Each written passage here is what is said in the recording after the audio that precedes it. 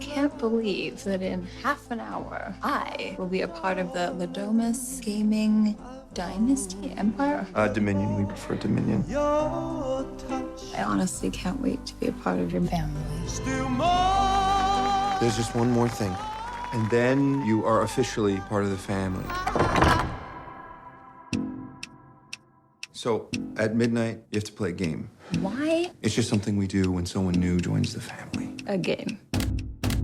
What game? Hide and seek? Are we really gonna play that? Well, the rules are simple. You can hide anywhere. We then try to find you So there's no way for me to win, right? and stay hidden till dawn. No, thank you. Good luck.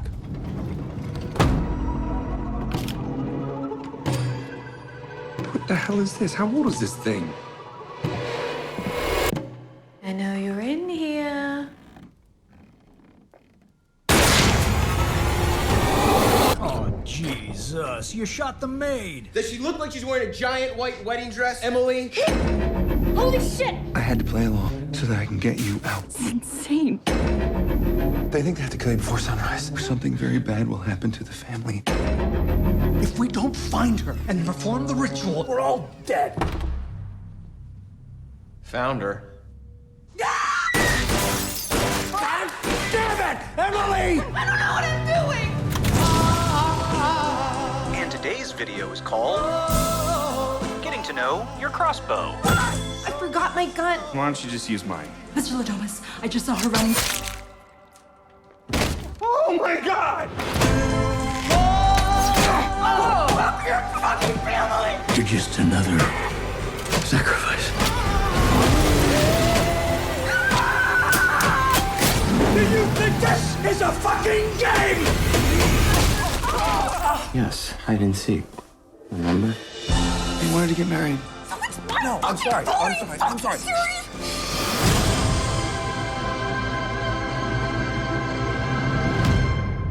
Hey y'all, let's talk about a little film called Ready or Not. Y'all ready for this?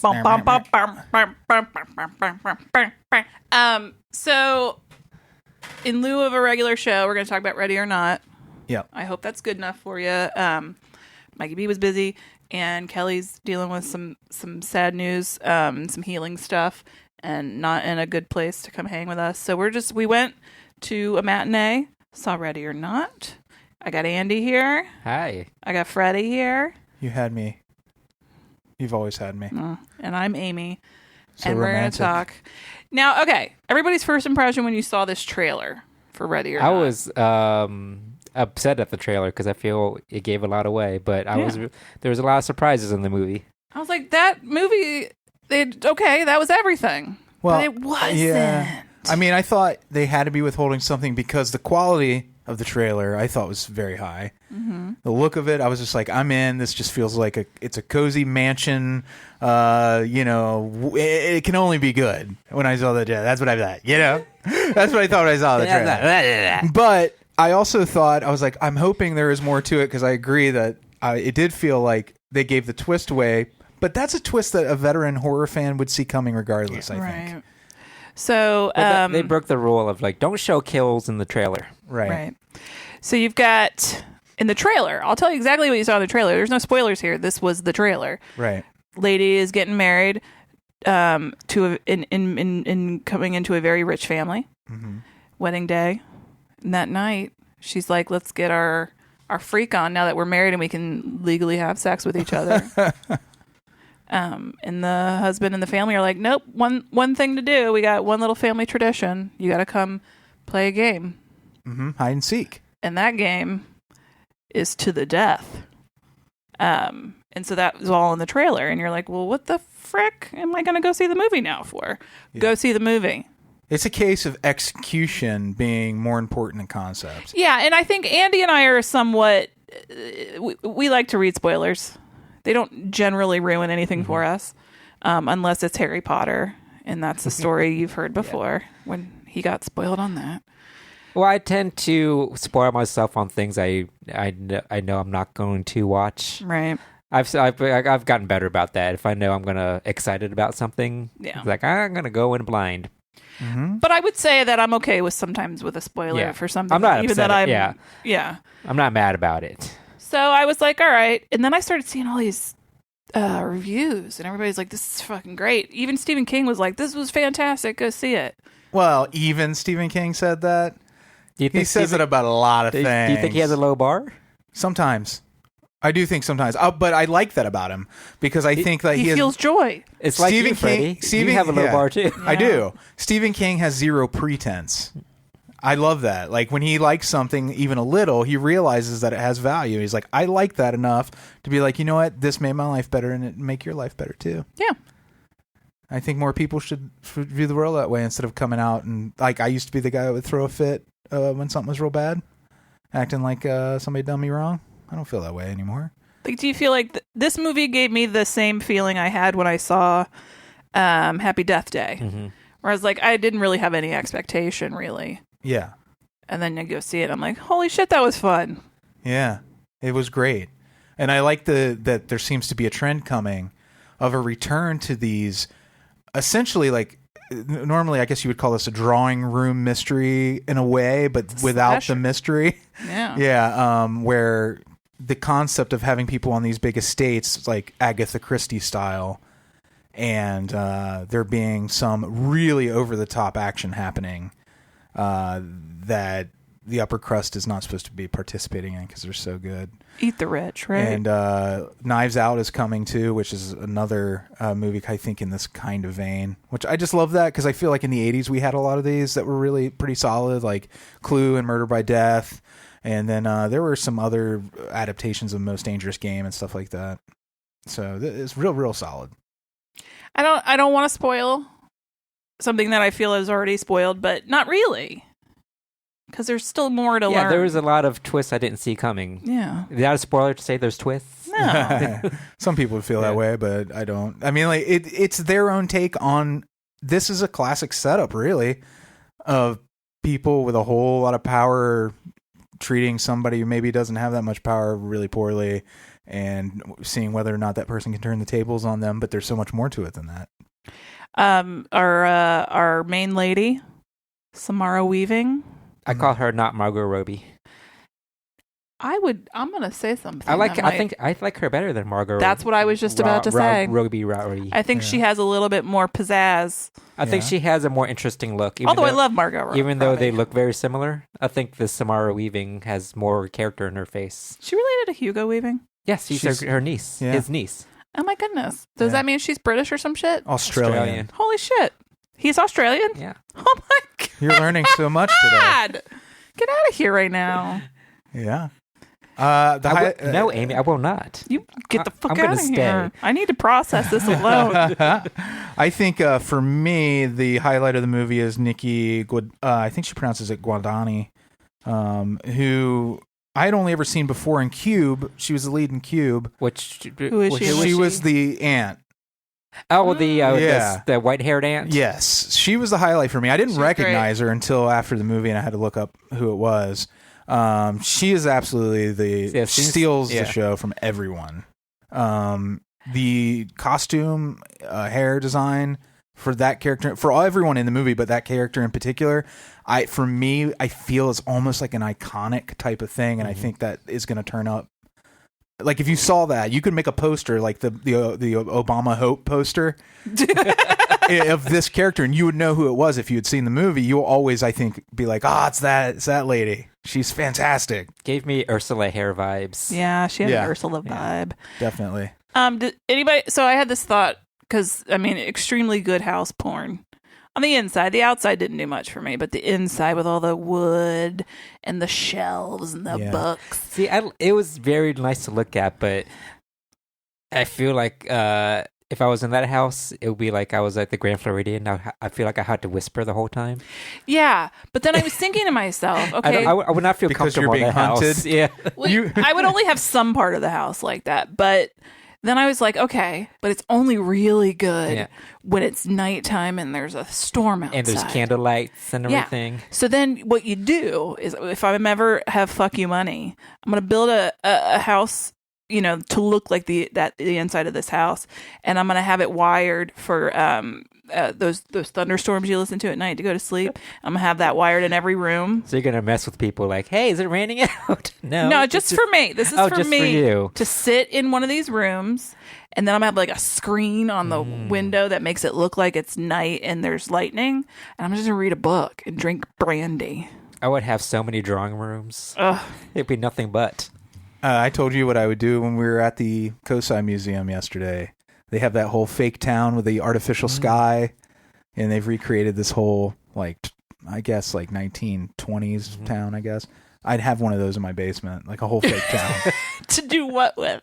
To play make-believe in. What else? Yeah, that's fuck you, my name. He can do whatever. You gonna have one of those whites-only counters in it? Oh. The good old days, you No. mean? Is that what you're saying? No. You're such a horrible person. No, I'm just to your very saying. core.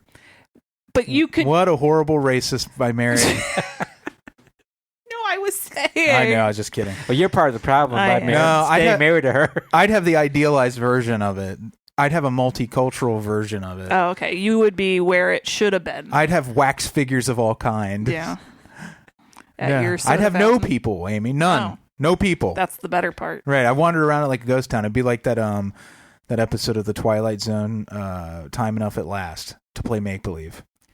I'd play so much make-believe, and if you were cool, I'd invite you over. Wait, Amy's not going to be invited? Are you not married to her in this fantasy? Not after that whites only comment she made. No, I was being are you gonna... You can't... Oh, do you hear this? She wants me to do this now. Okay, so Andy McDowell... She wants a segregated imaginary town in our basement. No, I was saying... After I worked anytime you idealize that part of history... I worked so hard to make these billions of dollars. I sacrificed so much. Well, I'm upstairs in my fake thunderstorm room. Oh, now I hate you because you're rich. Yeah. And I don't trust rich people. I'll give you some of my fuck you money. And he'd be upset. Every time he comes over, he has to dress up like he's building a railroad. And then, Mike's dressed like a milkman or something. Can I set the counter at least? Well, I guess so. Thanks. So Andy McDowell My racist is like the playland. matriarch of the family. Yeah. Looking hot as shit. Being real funny. Everybody was real funny. Mm-hmm. This movie strikes a really good balance between the holy shit and the funny. But she looked great. Yeah, I like that fact. Like we were talking before, you can actually see wrinkles on her face. Because nowadays, all the actresses are, Botox to death, but she looked aged gracefully. That was all done in post, though. She's completely smooth in real life. That's where all the budget went. Yeah. To digitally put wrinkles in. Yep. That, and they removed all of the black performers digitally out of the movie because all rich people are awful racists, as I will become. So it was shot with a lot of light, right? But in post, they just darkened everything. They darkened it up, yeah. They digitally added shadow. Mm-hmm. Yeah. I like so the family is rich because of a board game empire. Yeah. Which is fun as shit, and I love all the the old games. tiny boxes they made. Yeah. Mm-hmm. Andy one was like Secret Council. Speaking of Andy McDowell. Oh, that's me. Hey, now you said it. You set it up. Hey. I'm you. sorry, Andy McDowell. That was my fault, I guess. Freddie. Yeah. Hey. There's evil in me. I need Hey. to get it out. Okay. Can Andy McDowell come to your make-believe town? Maybe. I would still play hide and seek. With the crazy people? No, not to the death. I love hide and seek. I like sardines too. Remember sardines? You mean the fish in a can? It's the game based on the fish in a can. You never played sardines? There's a game called Sardines. It's reverse hide and seek. Yeah, like if you find the person, you have to hide with them in that same spot till there's like all the people and one person's left. So everybody gets hides at one point? Uh-huh. Everybody hides in the same spot? Yeah. Yeah. So that's if you're why like it's under called the bed, sardines. If everybody you're in the closet, has to get under the bed. You have a closet full of people. Well, I hope you play with some thin people. Well, that's not going to happen. You don't know many. Yeah. Sorry about your life. I need some new friends. You're going to get suffocated. You need some less racist friends, less racist, thinner friends. Well, I need, either thin friends or friends with, big closets. Yeah. I need some friends with big closets. You know what I mean? Well, in my rich people, it's my full thunderstorm circle. mansion. Or like giant tables I could hide under with these. You're gonna all have these fatties. You're gonna end up with fat cat racist rich friends just to get the bigger closet. Or you could have thin poor friends. I can't win either way. Like a bunch of like heroin addicts that are real super wafy thin. Real Sophie's choice. But they also have very small closets. And they can't. And those heroin addicts, they can't shut up. And Right. they would just give my location away. So I guess we recommend Ready or Not wholeheartedly. You don't know any heroin addicts. They just nod out. They don't say anything. It's true. They're real sleepy. Real tired. Don't talk. You'd be like, all right, hi, everybody, all right, everybody. And they're all just asleep. Yeah. Wherever they were. Yeah. When you suggested playing. So you're thinking about cokeheads. Yeah. They don't shut up. That would be fun. That would be a fun game. Playing hide and seek with cokeheads. Which happens in this movie a little bit. Little bat. Yeah. Yeah, what I didn't get from the movie, from the trailer at least, was how funny this movie was going to be. Yeah, exactly. Yeah. Yeah, I didn't think it was going to be as, almost a campy way, over the topness. Mm-hmm. I really, it was, in a weird way, it was almost grounded, even though it was over the top. Well, the performances were so good. Yeah. That, I've heard people compare it to Clue. Again, but in Clue, it is very campy to the point of not being so much grounded. If you had just amped up everybody, they could have gone just slightly goofier, and it would have been basically like Clue. But they struck just the right balance. Yeah, it was they walked a really fine line between satire and a legit thriller. At a certain point in the movie, there's a character in the kitchen, and they're making tea. And Freddy leans over to me and he goes, "It's a beautiful fucking house, and they have an electric range." Yeah. He was horrified. I was. That's the only. That's what's keeping you giving the movie 5 stars. Yeah. That was the only flaw. He knocked a star off for that shit. Yeah. That and all the digital removal of all the actors of color. Okay. I didn't like that they did that. Can't wait to get the DVD and see the making of the movie. Yeah, where they remove. There were some great performances that they just removed. ILM removed from this movie.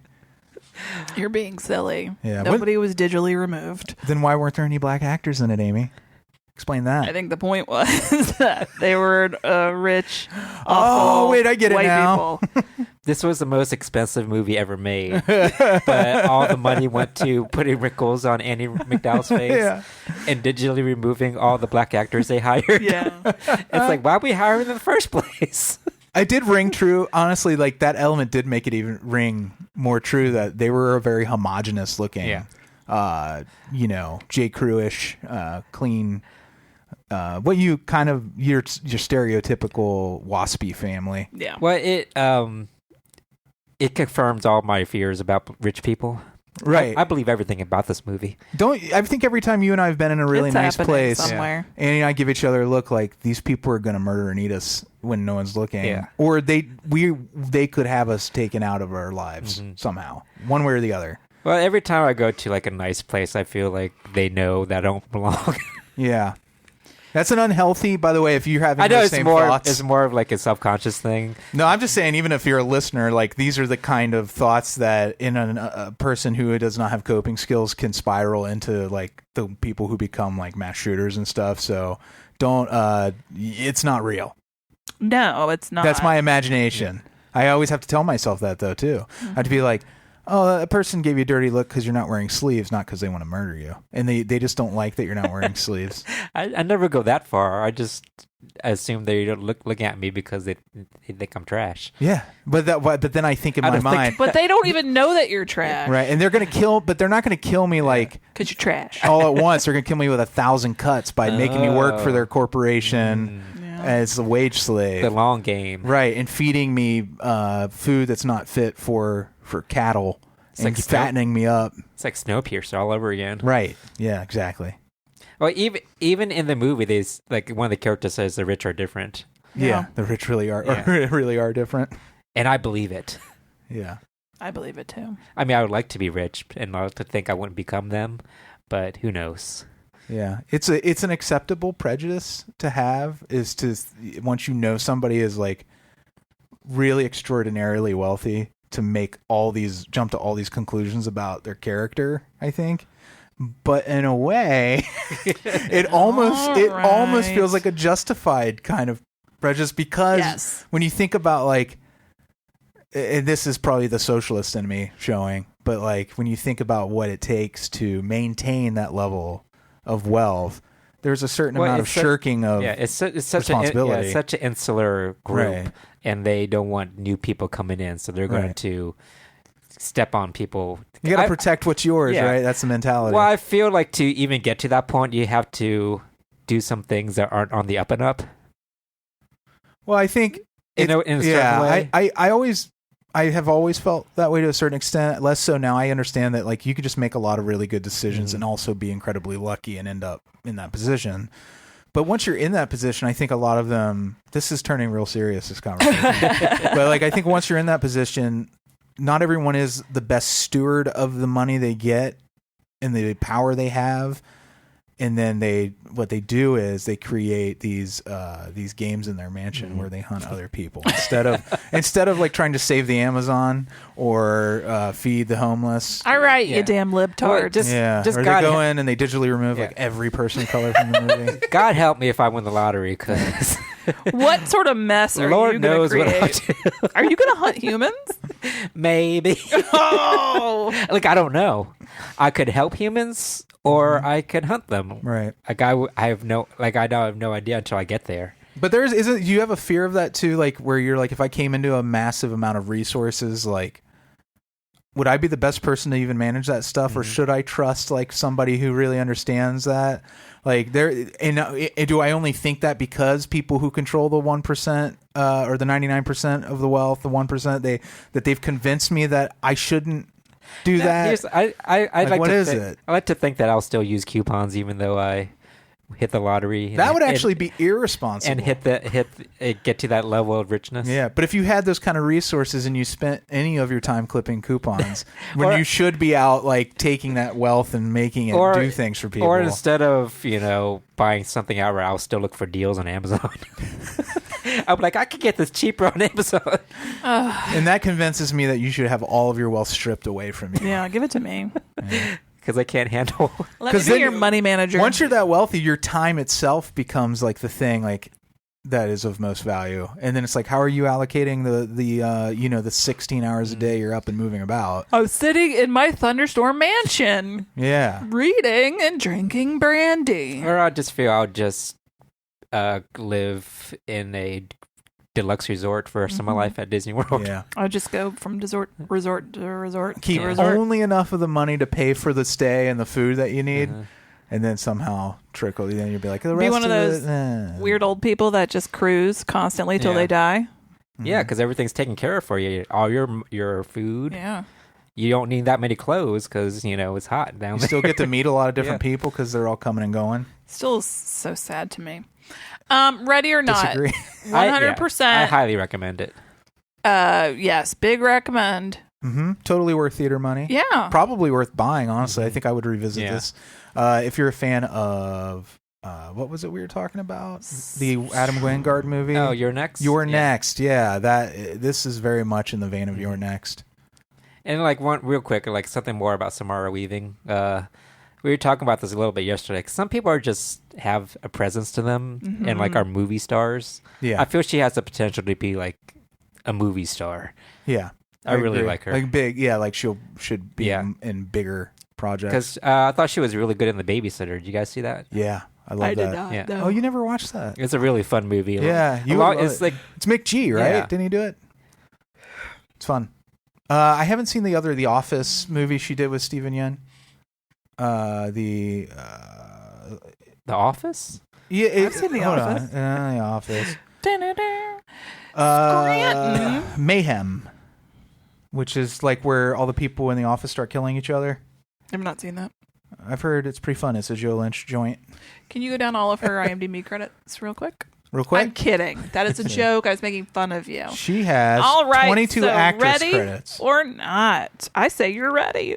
She's going to be in Bill and Ted Face the Music. Oh. Wild Stallions rule. She's on a show called Smilf. All right. Thank you, everybody. Bye.